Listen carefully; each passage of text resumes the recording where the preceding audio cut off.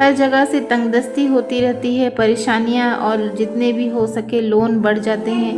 तो इस सारी चीज़ों से कैसे हम निजात पाएंगे, हम कैसे रिस्क की बरकत की दुआ करेंगे अल्लाह पाक से। तो इन ये तीन चीज़ हम अपने ज़िंदगी में शामिल करते हैं तो इंशाअल्लाह ताला हमारी सारी परेशानियां अल्लाह पाक दूर कर देगा। अस्सलाम वालेकुम। आज का जो ये वीडियो है ये आप अपने रिस्क को कैसे बढ़ा सकते हैं और जितने भी लोन को कैसे घटा सकते हैं उसके ऊपर है। तो सबसे पहला पॉइंट जो है वो है नमाज का कायम कर लेना। जी हाँ, देखिए, अगर आप नमाज पढ़ते हैं तो वो जैसे बोलते हैं कि 5 पिलर्स ऑफ इस्लाम होता है, तो फिर सबसे लास्ट में पहला में नमाज होता है, लास्ट में हज होता है। तो हज करना तो हम सब की बस की बात नहीं है, तो इंशाअल्लाह ताला उम्मीद तो ज़रूर लगाएंगे अल्लाह ताला से कि हम सब हज कर सकें। बट पहली होती है कि आपको शैतान से अगर बचना है तो सबसे पहले आपको अपनी ज़िंदगी में नमाज को कायम करना होगा। तो उससे आप कैसे बचेंगे? जैसे कि अगर सोचिए फ़जर की नमाज़ आपने पढ़ी, थोड़ा सा अगर कहीं शैतान भटकाया तो फिर ज़ोहर में फिर से आपको अल्लाह ताला बुलाता है अपनी तरफ, तो फिर नमाज में बेशक हम अल्लाह ताला से बात ही करते हैं। तो इसलिए आप ऐसे शैतान से बचेंगे तो आप हलाल चीज़ों की तरफ जाएंगे और जितने भी ख़राब है नापाक चीज़ से आप माइल नहीं होंगे और आपकी ज़िंदगी इंशाअल्लाह ताला ईमान के रास्ते पे चलेगी।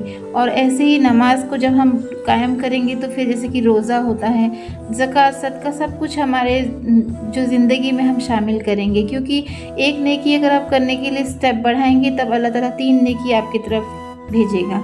तो सेम चीज़ आप जैसे कि रोज़ा देख लीजिए, आपको सबसे बरकत होता है कि आपका रमज़ान का रोज़ा, उसके बाद होता है मुहर्रम का रोज़ा। तो ये सब कुछ ना आप कर लेंगे जब आप नमाज को कायम करेंगे।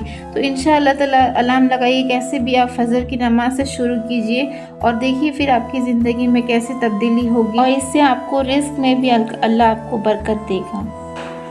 तो दूसरा पॉइंट ये है कि जो लोग बावज़ू रहा करते हैं, तो एक बार एक शख्स ने फरमाया रसूल पाक से कि या रसूलुल्लाह अलैहि वसल्लम, क्या करेंगे कि हमारी जो रिस्क में बरकत आएगी और हमारी तरक्की होगी और हमारे घर पे रिस्क ज़्यादा से ज़्यादा आएगा और जितने भी हमारी तंगदस्ती दूर हो जाएगी। तो पहली दफ़ा भी वज़ू करते करते रसूल पाक ने कहा कि बावज़ू रहा करें। तो उस शख्स ने फिर से दूसरी मर्तबा पूछा कि जी हाँ, बावज़ू तो रहेंगे और फिर क्या करेंगे? तो फिर से सल्लल्लाहु अलैहि वसल्लम पीस अपॉन हिम, तो उन्होंने फिर से फरमाया कि बावज़ू रहा करें। तो तीसरी मर्तबा भी उस शख्स ने पूछा कि हम और क्या करें? तब तीसरी मर्तबा भी सल्लल्लाहु अलैहि वसल्लम ने फरमाया कि बावज़ू रहा करे। तो यहीं पे इस बात का बताने का मकसद ये है कि देखिए, अगर एक शख्स बावज़ू रहा करता है तो उस वक्त वो मांगे या ना मांगे तब भी अल्लाह ताला उसके ऊपर रिस्क जारी कर देता है, यानी कि उसकी जितनी भी तंगदस्ती है वो अल्लाह पाक दूर कर देता है। और वो अगर उस वक्त जब वो उसकी जो जिस्म पाक हो जाती है बावज़ू रहा करता है, जैसे कि अगर आप टॉयलेट जा रहे हो वहाँ से आके वज़ू कर लिया करें, हम बिस्तरी कर रहे हैं तब नहा के वज़ू कर लिया करें। तो इस तरीके से कुछ भी अमल जो ऐसा करते हैं जिसमें आपको लगता है कि आपका वज़ू टूट जाता है, उसके बाद अगर आप बावज़ू रहते हैं तो उसके बाद जो नमाज में दुआ मांगते हैं वो दुआ ज़्यादा कबूल की जाती है। और वो जो खुद में एक तकवा इख्तियार करता है बावज़ू का, तो अल्लाह पाक इतना खुश होता है कि उसे बरकत से नवाजता है और उसकी सारी तमाम परेशानी दूर करता है इंशाअल्लाह ताला। तो बावज़ू रहना बहुत ज़रूरी है। तो आप बढ़ते हैं हमारी तीसरी पॉइंट पे। तीसरी जो चीज़ है वो है इखलाक। जी हाँ, यहाँ पे अपना इखलाक, हमेशा दूसरों से आप अच्छे सलूक कीजिए। आप खुद भी अपने जितने परिवार, फैमिली मेम्बर्स जितने हैं, जितने रिलेटिव्स हैं, नेबर्स हैं, सबसे अच्छे सलूक कीजिए। अगर आप अच्छे सलूक करते हैं अल्लाह ताला सबसे अव्वल दर्जा देता है जिसका इखलाक अच्छा होता है। नमाज, कुरान, सब चीज़ को आपके मुंह पे मार देगा अगर आप दूसरों के साथ आपका जो सलूक है वो अगर अच्छी नहीं है, तो फिर आपका ये नमाज कुरान भी कोई फ़ायदा नहीं करेगा। तो इसका मतलब ये नहीं कि आप नमाज कुरान छोड़ के सिर्फ इखलाकी बन जाए, नहीं। जो पिलर ऑफ इस्लाम है, तो अल्लाह ताला ने हमें शैतान मरदूद से बचने के लिए 5 वक्त की नमाज अता फरमाई है। तो इंशाअल्लाह कोशिश कीजिए नमाज के साथ आप अपना इखलाक भी अच्छा रखिए, दूसरों को हमेशा मदद कीजिए। जब भी आपसे जितना भी हो सके हमेशा हाथ बढ़ाइए दूसरों की मदद के लिए। इंशाअल्लाह ताला आपका दिलों की जो तकलीफ़ है अल्लाह ताला जानने वाला है और आपको सुकून ज़रूर अता फरमाएगा। और रिस्क में भी आपको बरकत अता फरमाएगा। और उसमें और एक चीज़ मैं आपको बताना चाहती हूँ कि जब भी आपको कुछ दुआ, जायज़ दुआ कबूल करवाना है तो आप तहज्जुद की नमाज़ पढ़ें और तहज्जुद में दुआ मांगे। तहज्जुद में मांगी हुई दुआ जो है वो बिल्कुल रद्द नहीं की जाती है। तो इंशाअल्लाह ताला आपकी जो भी तंगदस्ती की परेशानियाँ, तो जान माल किसी की भी परेशानियाँ अल्लाह ताला ज़रूर दूर करेगा। अल्लाह ताला सबसे बड़ा रहीम करीम है।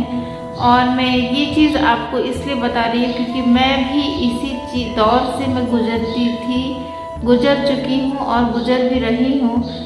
ऐसा हाल था कि पहले मैं वर्किंग थी और उसके बाद बच्चा होने के बाद मैं फिर थोड़ा सा रुक गई, तो मुझे बहुत तरीके से प्रॉब्लम आई, कोरोना हो गया था, पता है। तो इसमें मैंने सिर्फ सब्र से काम लिया और दुआ से काम लिया। मैंने इतनी नमाज में दुआ मांगी कि अल्लाह धीरे धीरे रास्ता खोलता गया। जितने बड़े बड़े लोन थे सारे लोन धीरे धीरे छोटे होने लगे। अभी भी है बट इंशाअल्लाह ताला और 1 साल के अंदर ज़रूर ख़त्म हो जाएगी। तो इसलिए मैंने सोचा कि ये वाला एक वीडियो बना के मैं आपके साथ अपना जो शेयर कर सकूँ ताकि आप तक भी पहुँच सके अल्लाह की कितना रहमत वाला है। और अल्लाह ताला हमेशा सुनता है। आप जितने भी बड़े गुनहगार क्यों ना हो, जितने भी बड़े आलिम क्यों ना हो, अगर आप अल्लाह ताला से दिल से रो के दुआ मांगते हैं तो अल्लाह ताला आपकी बात को ज़रूर सुनता है। और आने वाली वीडियो में मैं आपको बताऊंगी किस किस सूरतों में अल्लाह ताला आपकी दुआओं को कबूल फरमाता है। तो कबूल तो हर दुआ की जाती है, जितनी जायज़ दुआएं होती हैं, पर उनकी सूरतें अलग होती हैं। तो मेरे चैनल पे एक मैंने तहज्जुद का वीडियो भी बनाया था, तो उसका लिंक भी मैं आपको डिस्क्रिप्शन में और ऊपर आई बटन में दे दूँगी। आप वहाँ पे देख सकते हैं कि तहज्जुद की नमाज़ कब पढ़ते हैं और कितनी अफजल होती है। तो लास्ट के तीसरे पहर यानी कि फ़जर की नमाज़ के आधा 1 घंटे पहले आप पढ़ सकते हैं। इंशाअल्लाह ताला आपकी सारी जायज़ दुआएं ज़रूर कबूल होंगी। तो जुम्मा आप सबको बहुत बहुत मुबारक हो और जुम्मा के दिन जितने से जितना दुरूद शरीफ पढ़ें। अल्लाह हाफ़िज़।